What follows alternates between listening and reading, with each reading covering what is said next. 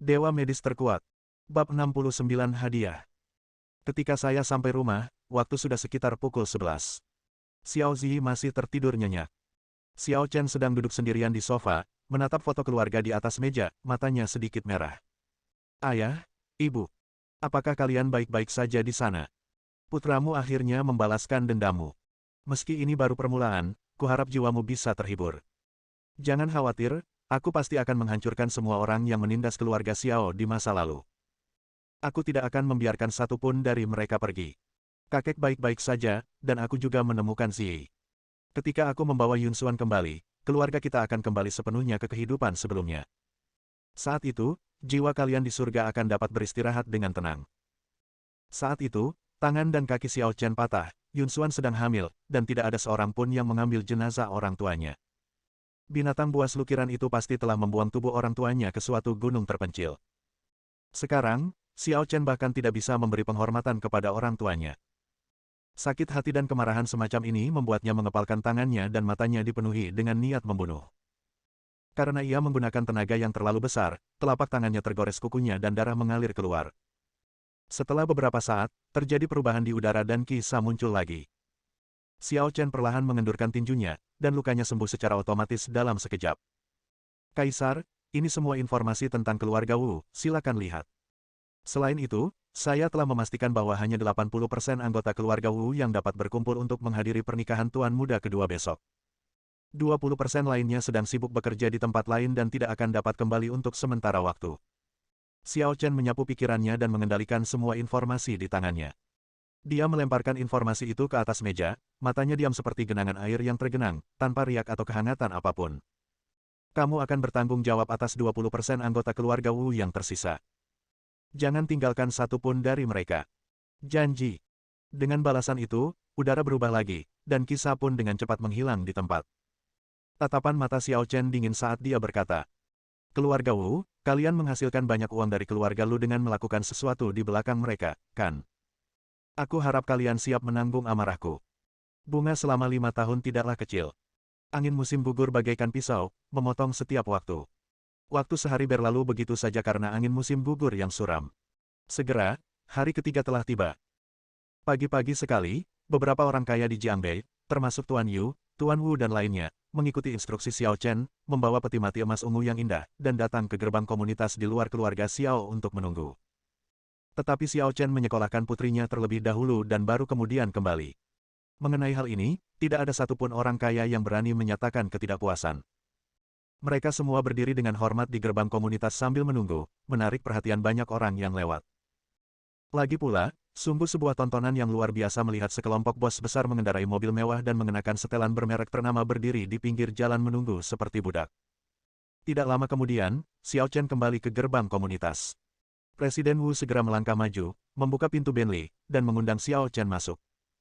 Tuan Xiao, pernikahan keluarga Wu seharusnya sudah dimulai. Baiklah, ayo berangkat.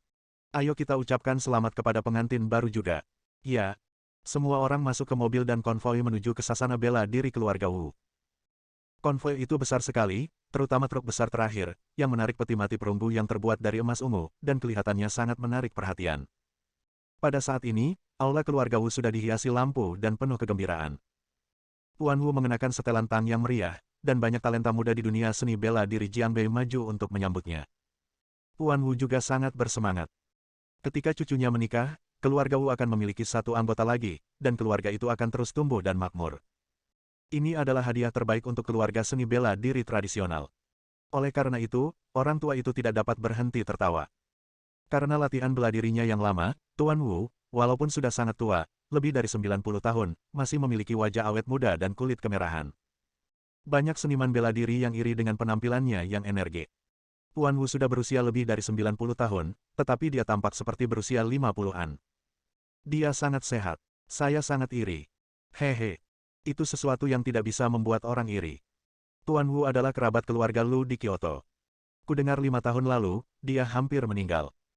Putranya, kepala keluarga Wu saat ini, menggunakan beberapa metode yang tidak diketahui untuk memohon saudara iparnya di keluarga Lu di Kyoto agar memberinya ramuan dari sekte abadi. Ramuan tak ternilai inilah yang tidak hanya memperpanjang hidup Tuan Wu, tetapi juga membantunya menembus alam yang tidak dapat ditembusnya selama bertahun-tahun. Dapat dikatakan bahwa dia membunuh dua burung dengan satu batu. Ya Tuhan, ramuan dari Sekte Abadi. Itu seharusnya dianggap sebagai harta yang tak ternilai, bukan? Aku tidak menyangka bahwa Master Wu akan memiliki kesempatan seperti itu. Benarkah? Ayo, kita maju dan memberi selamat kepada mereka. Sungguh luar biasa bisa menjalin hubungan dengan keluarga Wu sekarang. Siapa tahu, mungkin kita bisa mendapatkan keberuntungan di masa depan. Saat semua orang berbicara, mereka maju ke depan. Tuan Wu, hari ini adalah hari pernikahan Tuan Muda keluarga Wu. Keluarga Sueku tidak memiliki barang-barang bagus. Aku akan memberimu kubis giok dari dinasti Qing, yang bernilai 30 juta yuan. Itu adalah hadiah dari keluarga Sueku untuk Tuan Muda. Tuan Wu mengangguk sambil tersenyum. Terima kasih, keluarga Sue, atas perhatian kalian. Aku telah membuat beberapa terobosan dan wawasan dalam seni bela diri baru-baru ini. Aku akan mengajari kalian beberapa kata nanti saat aku sedang senang. Kalau begitu Sue ingin mengucapkan terima kasih padamu, orang tua. Tuan Wu, hadiah dari keluarga Zheng saya tidak lebih buruk dari hadiah dari keluarga Sue. Hadiah kami adalah lukisan terkenal dari dinasti Tang, yang kami beli dengan harga 42 juta. Tuan Wu, keluarga Li saya juga punya barang bagus. Ginseng berusia 700 tahun senilai 60 juta. Terimalah. Semua orang bicara serentak, satu orang mengatakan sesuatu setelah yang lain, dan setiap kata menyentuh hati Tuan Wu, membuatnya tertawa terbahak-bahak hingga tidak bisa berhenti. Dengan begitu banyak hal baik, keluarga Wu dapat memanfaatkan kesempatan untuk membuat terobosan lagi. Bahkan prajurit pun mencintai uang. Bahkan, dia lebih mencintai uang daripada orang biasa. Karena, berlatih menjadi seorang pejuang adalah hal yang paling mahal. Semua jenis tanaman herbal yang berharga membutuhkan banyak uang, jadi Anda dapat menghabiskan uang sebanyak yang Anda inginkan. Tampaknya kali ini, pernikahan cucu kecilnya merupakan kebahagiaan ganda bagi keluarga Wu. Tuan Wu sangat bangga. Melihat semua orang begitu memperhatikan saya merasa sangat bahagia. Untungnya, 5 tahun yang lalu, saya cukup beruntung untuk mengetahui tentang perselingkuhan antara Xiao Chen dari keluarga Jiang Bei Xiao dan Liu Yunxuan. Karena kejadian itulah dia membiarkan putranya memperoleh ramuan yang sangat berharga dari keluarga Lu di Kyoto. Kalau tidak, bagaimana keluarga Wu bisa mencapai kejayaan seperti sekarang? Membunuh seluruh keluarga Xiao, hehehe.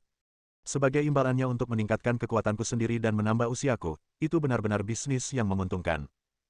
Dalam beberapa tahun terakhir, keterampilannya telah menjadi semakin mendalam, dan statusnya di dunia seni bela diri Jiang Bei telah berkembang dari hari ke hari. Tampaknya tidak akan lama lagi sebelum keluarga Wu menyatukan Jiang Bei. Bab 70, hancurkan keluarga Wu Anda. Jiang Bei, Tuan Xiao, selamat kepada tuan muda kedua dari keluarga Wu atas pernikahannya. Sebuah peti mati perunggu emas ungu dipersembahkan untuk Anda. Tepat ketika Tuan Wu merasa bangga, tiba-tiba, sebuah teriakan ringan membuat senyum di wajahnya lenyap seketika, dan wajahnya langsung muram. Bukan hanya dia, suasana seluruh keluarga Wu tiba-tiba menjadi aneh. Banyak tamu lain yang datang dari keluarga seni bela diri tidak bisa menahan diri untuk tidak mengerutkan kening dalam-dalam. Apa yang sedang terjadi? Siapa yang tidak sopan? Beraninya kau mengirim peti mati di hari pernikahan keturunan langsung keluarga Wu? Apakah orang ini sudah gila? Bersamaan dengan suara perbincangan orang-orang, sesosok tubuh anggun bagai batu giok muncul di mata semua orang. Pada saat pertama, semua orang tidak dapat menahan diri untuk berseru kagum dari lubuk hati mereka. Pria muda yang tampan. Memang, Xiao Chen jauh lebih unggul daripada semua orang yang hadir dalam hal penampilan dan temperamen. Dia punya modal untuk dipuji. Tuan Tua Wu menatap Xiao Chen dengan wajah muram. Semua orang di keluarga Wu juga berdiri berjajar, menghalangi pintu dan melotot ke arah Xiao Chen. Tuan Wu berkata dengan dingin. Apa maksud Anda, Tuan? Xiao Chen tersenyum tenang dan berkata. Mendapatkan promosi dan menjadi kaya. Implikasi yang sangat bagus, apakah Tuan Wu tidak mengetahuinya? Oh, ngomong-ngomong, saya hampir lupa bahwa Anda adalah seorang pejuang dan kurang pelatihan di sini. Sambil berbicara, Xiao Chen menusuk pelipisnya dengan jarinya. Pada saat ini, urat-urat di wajah Tuan Wu terlihat. Lancang. Seorang murid dari keluarga Wu berteriak dengan marah, menunjuk hidung Xiao Chen, dan langsung meraung. Dari mana kau datang, anjing liar? Beraninya kau menggonggong pada keluarga Wu kami. Berlututlah dan menyerahlah segera, kalau tidak, aku akan mematahkan kakimu dan mengubahmu menjadi roti daging. Xiao Chen meliriknya, dan sedetik kemudian, dia mengangkat kakinya dan menendangnya keluar. Ledakan. Murid keluarga Wu itu tulang dadanya diremukkan oleh Xiao Chen di tempat. Dia terbang mundur seperti anjing mati, merobohkan beberapa meja, dan akhirnya mendarat di kaki kakek Wu. Dia memuntahkan darah dan matanya putih. Jelaslah dia telah kehilangan semua kekuatannya. Pada saat ini, seluruh hadirin terdiam.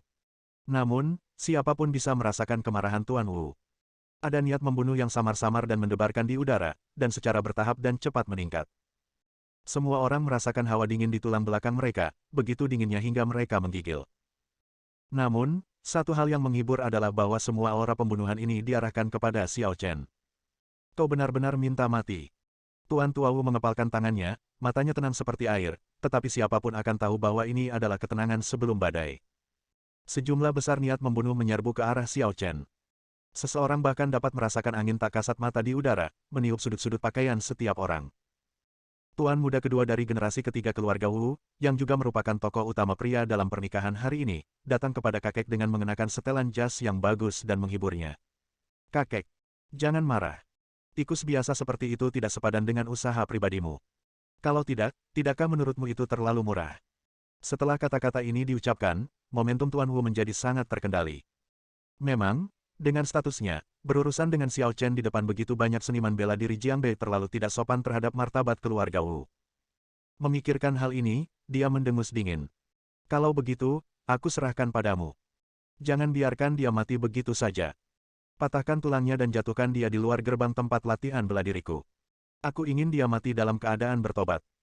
Tuan Muda Wu tersenyum muram, menjilat bibirnya, dan cahaya merah menyala di matanya.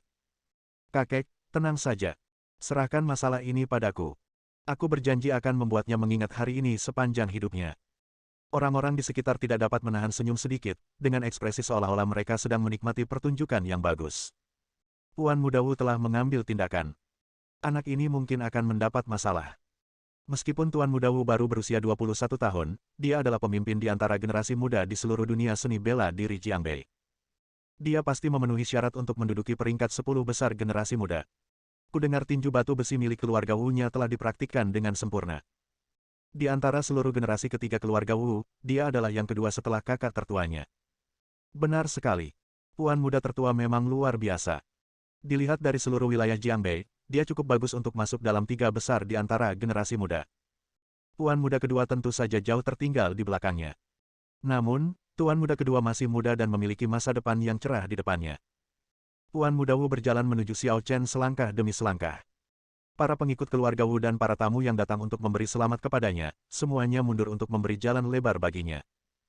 Dia membuka kancing jasnya satu persatu, matanya tidak pernah lepas dari Xiao Chen. Wah, berani sekali kau datang ke pernikahanku untuk membuat masalah. Tapi tak apa, aku akan mematahkan tulangmu satu persatu. Aku akan memberitahumu bahwa kau telah melakukan kesalahan yang tidak seharusnya kau lakukan seumur hidupmu. Wajah Xiao Chen tetap tenang, dan dia menatapnya dengan acuh tak acuh, seolah-olah dia sedang melihat seekor semut. Pada saat ini, tiba-tiba, sosok lain juga berjalan cepat ke keluarga Wu. Dia berbadan tinggi dan kekar, dan memegang sebuah tas kain putih bersih di tangannya, yang menggembung. Dan tas kain itu sudah ternoda merah oleh darah. Darah terus menetes dari sudut tas kain. Ekspresi semua orang sedikit berubah, dan mereka semua memiliki perasaan samar bahwa ada sesuatu yang tidak beres. Namun lelaki kekar itu langsung mendatangi Xiao Chen. Kaisar, semuanya sudah beres. Lebih dari 10 orang dari keluarga Wu yang sedang pergi dan tidak bisa kembali semuanya ada di sini. Ketika kata-kata ini keluar, semua orang terkejut, dan Tuan Muda Wu bertanya dengan ekspresi dingin. Apa yang baru saja kamu katakan? Kisah mendengus dingin dan melemparkan tas kain di tangannya langsung ke kaki Wu Ersao. Beberapa kepala bulat berguling dan berkeliaran di sekitar tempat tersebut. Apa? Pupil mata semua orang mengecil.